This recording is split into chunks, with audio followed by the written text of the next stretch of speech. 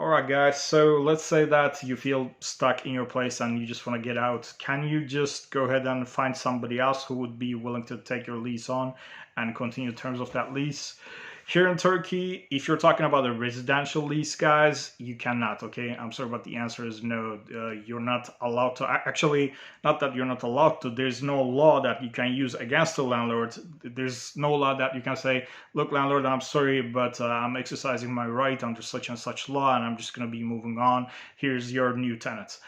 For residential properties, there's no law that you can exercise in that way. But there's an exception.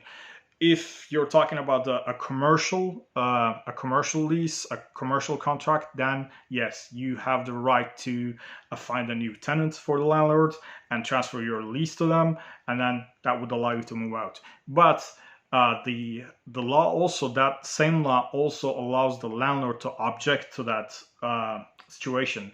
And for example, if he has a valid reason, like maybe he's, the new tenant that you found is somebody that he fought with in the past, and then he can, then take the case to court, and then the judge might say, look, this new tenant is no good because your landlord has a situation with them.